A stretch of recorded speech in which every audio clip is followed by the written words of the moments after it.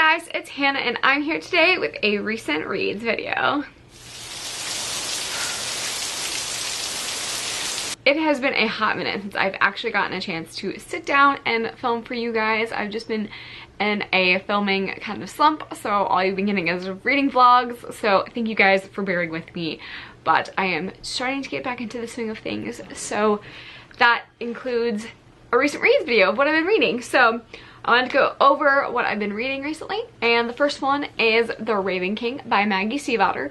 This was a Muggle Cities Book Club pick, and I rated this one a 3.5 out of 5 stars. So I was really let down with this one, unfortunately. I absolutely adored the series. I really fell in love with the characters. I fell in love with the format, the interesting scenes that we got to see and hear in different perspectives. And this one just kind of let me down. I listened to it on audiobook, so it may have skewed my opinion, but I was listening to the rest of them on audiobook. I do not recommend audiobooks, by the way. But this one just felt like I was jumping around from scene to scene. There was even parts of it where you were in one scene with 2 sets of characters, and then it would jump to a set of 2 other characters, then it would jump back to that same scene. It was really hard to follow, and I didn't like the ending. I was really let down with this.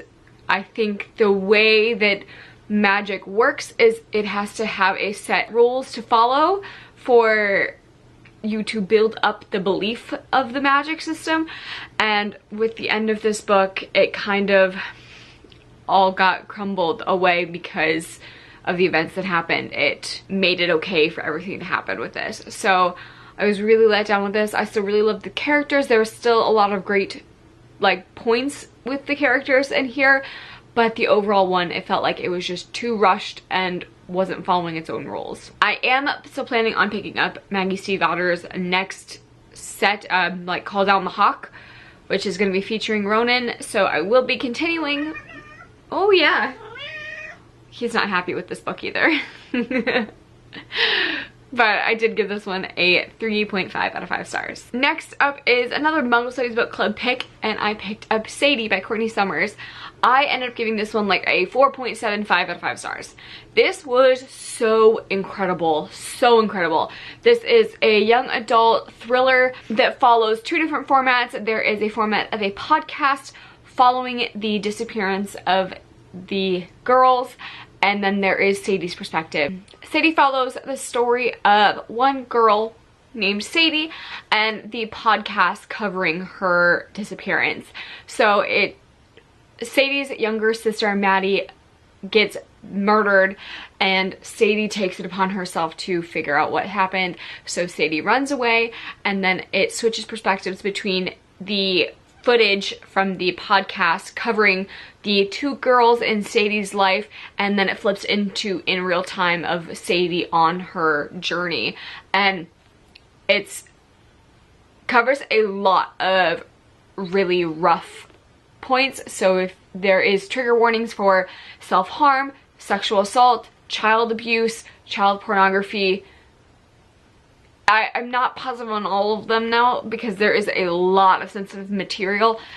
If you want the tidbits of it, I do have a vlog about where I go into how rough it is to listen to, but it's so incredible. It is a book that will stick with you, and I am blown away by the format, the way that it was so well done, how it was told. The uniqueness of the characters is so vivid that I feel like if you would have plucked Sadie out of this story and placed her into another story, you would still be able to tell that it's Sadie. And all of it is so incredible. I really highly recommend this book. The only thing that I disliked, that I got docked a little bit, was the ending. I totally understand why the ending was the way that it was, but it still irked me a little bit. But it's incredible for what it is, and I highly recommend checking this one out if you haven't. And if you are into young adult thrillers and looking to get into more, this is a must read. Next up, I picked up Runaways Volume 3. This is That Was Yesterday, and this is the Rainbow Rowell editions of this, and you guys know that I'm like obsessed with Rainbow Rowell and that I'm obsessed with her take on the Runaways. I am absolutely so blessed and spoiled to have this team up going on, and I ended up giving this one a 3 out of 5 stars. This one, not a lot happened for me in this edition, but I love the characters, I love the way that she writes, and so that automatically gets that 3-star bar for me. This one talks a lot about the Pride's negotiations and the original deal that was had before, and kind of following that up with Pride 2.0.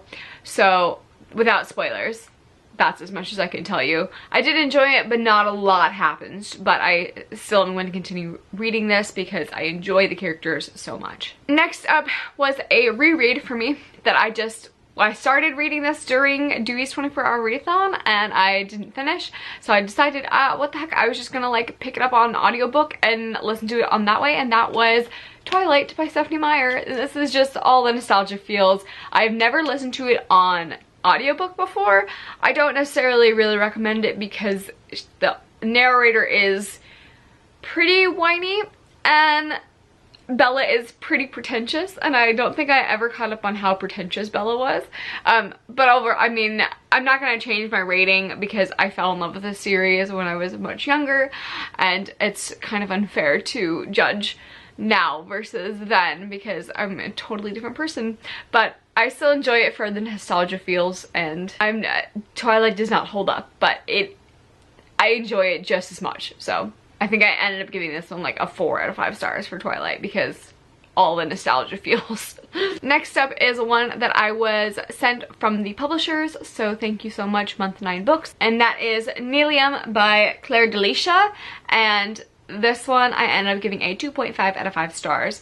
I really was intrigued by the premise, which was a girl who has been ostracized by her community, and she has this special dagger, and she gets whisked away kind of with an arranged marriage, and she is to find a better life with him, but then there is all of these twists and turns that she keeps finding that are secrets, and I really was excited for this book, but unfortunately this is a fantasy book in a very short format. It's only 280 pages, I believe. Pretty close. 279, something like that. Yeah, 278 pages. And I unfortunately don't think this was enough to flesh out the characters. You kind of are thrown into this and are expected to know that the connections between these characters without it being explained. There is a love triangle, there is a lot of insta-love in this, and things just aren't fleshed out, and it's kind of hard to follow. I had to keep stopping and rereading, and it took me so much longer to read this book because I was left in the dark so much trying to figure out what was going on. And I think that the premise was a really cool idea. I just wish we would have gotten a little more explanation out of it. And of course, I'm not the biggest fan of the insta-love stuff. So I was really engrossed in her writing. I liked her writing style. I liked the voices that she created with the characters, but without that backstory to flesh things out, it made it hard to fully enjoy it. So 2.5 out of 5 stars to Nelium. And last but not least, I ended up picking up Stalking Jack the Ripper by Carrie Maniscalco. I never listened to this on audiobook before, and I'm so glad I did because I really enjoyed it. I think that I may have, it's hard to tell if I liked it better reading or audiobook. I think it's about the same level, but the second reread, I definitely picked up on so many more hints that I was not expecting. And I am in awe of thrillers in general, of how well crafted you have to do or have to be at your art form to be able to do it right. And the little hints you have to slip in there without giving things away, so the reader is still intrigued but not able to figure things out.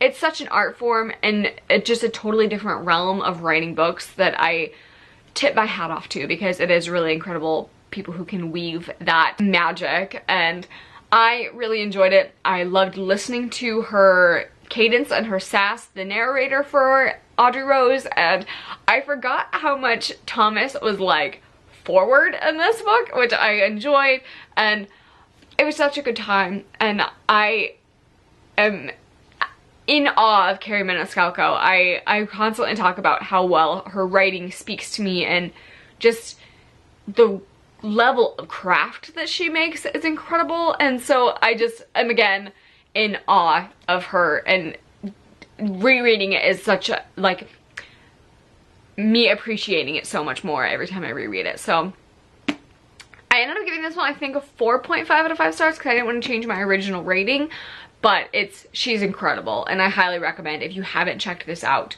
go do it, because you need this in your life. If you like Sherlock Holmes Bones TV vibes, but such a smart female lead, you need to read this. It's incredible. So that is going to be all for my recently read books.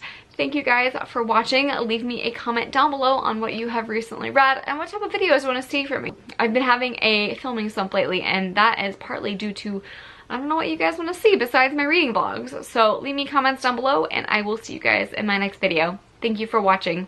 Bye!